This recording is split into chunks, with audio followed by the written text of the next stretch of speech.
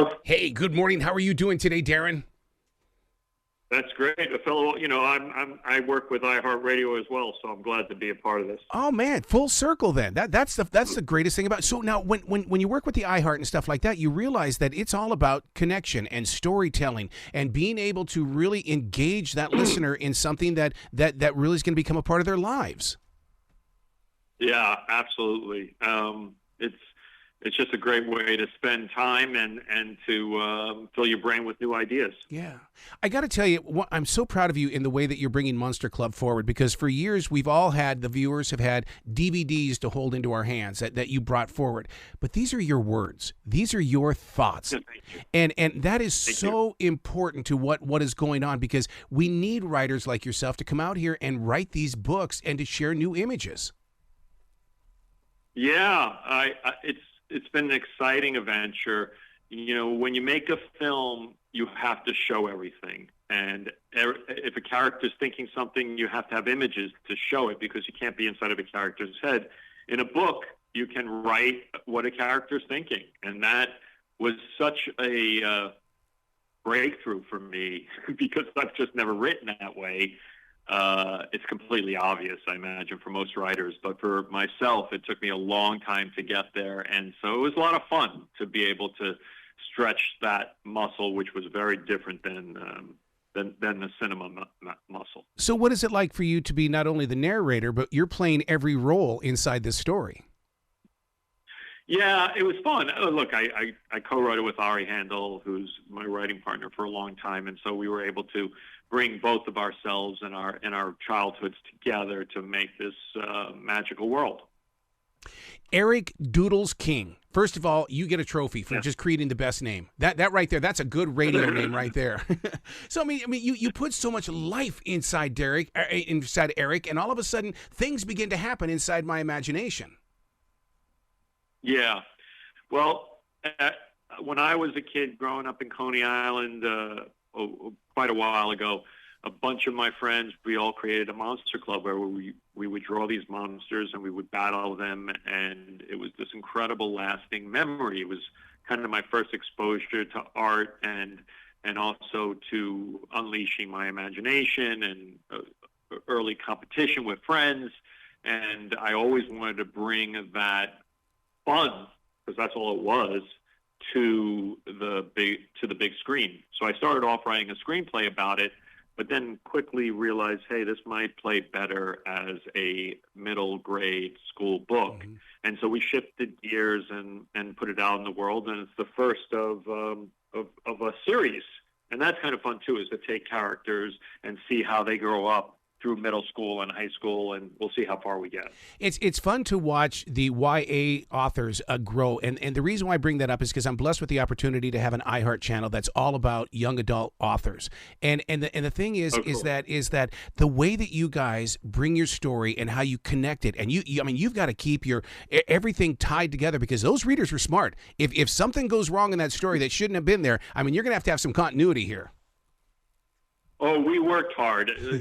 I think that's something that we're good at, Ari and myself, is we really track characters through their stories. We write past histories, and we're pretty consistent in finding, making sure there aren't any holes in the story. So, I welcome a little critique. Let's see what the young readers find. Now, when you talk about bringing your monsters to life, when you were drawing them out and stuff like that, all things start with Doodles. Are you Eric Doodles King? Look, Eric, my best friend in elementary school was a guy named Eric, and so I decided to honor him. He was the best artist of the group, and so he got to be the lead character. And actually, his daughter Harper is the perfect age for this. I'm the godfather, and so I asked my goddaughter to read it. She loved it, and that was the first thumbs up, and kept me going on this long road to make this book to this day. Now, how did Eric react? And the reason why I bring that up is because in my book, Halloween 78, my friend Tony got really pissed off at me because he says, "That's not me." I said, "Tony, I made you weird because I thought you could handle it." That's funny. I think Eric was laughing and hooting out loud. He wrote me the most beautiful email because it was at the point where I wanted notes from him and Harper, and they read it together, father and daughter. And Harper kept going, "Why are you laughing, Dad?" And he'd be like, "Oh, he named this character after our gym teacher who was really mean to us once and kicked us out of class for chewing gum." And so there was definitely a lot of Easter eggs for Eric in there, and he loved it. And that letter he wrote me really melted my heart. Because I think it's about honoring all of the guys I grew up with. They're lifelong friends. We still get together 50 years later. And also all my teachers. I had amazing teachers at PS 195 and Mark Twain Middle School. I'm going back to Mark Twain Middle School in a couple of days, and the drama club there is going to do a few scenes from the book for me. So it's just a great fun moment in my life right now. I'm so glad that you brought up Mark Twain, because one of the greatest quotes from Mark Twain for me that changed everything as a writer is the fact that he says, "Use your own writing accent." And you know what, Darren? That's exactly what you're doing in this book. These are your words, your way of doing it right. Thank you. Well, look, Mark Twain is one of my heroes. He's one of the greatest Americans who ever lived. And I was lucky to be exposed to him like all kids were, but actually to go to the middle school named after him, he became a big figure in my life. Speaking of big figures, I got to tell you, after Ric Flair was at the premiere of The Wrestler, he was in my studio recording commercials. That dude, he was like a child when he came in from that premiere. Oh, wow. Yeah, I didn't know that. I actually didn't know that Rick had seen it. I'll never forget. We went to a screening in L.A. They do these like award screening, and it was Mickey Rourke and myself up on stage, and we were doing a Q&A afterwards. And from the back of the auditorium, it goes, "This is Rowdy Rodney Piper," and we were like, the whole place was like, "Fuck, everyone's quiet." And the Piper, Rodney loved it. I mean, he ended up becoming a big supporter of the film, and he was so deeply moved by it before he passed. And I stayed in touch with him for a long time. I mean, I hated him as a kid. Yeah, of course you did. He was such the worst heel in the world. But then to have the Piper like supporting your movie and loving it and saying, "Look, this is the story never told," it was a great thrill. And I'm glad to hear Ric Flair. And you know, Vince McMahon actually called us up and supported the film as well. So it was really nice that a film that was that critical in many ways of the industry, although it still loved the industry.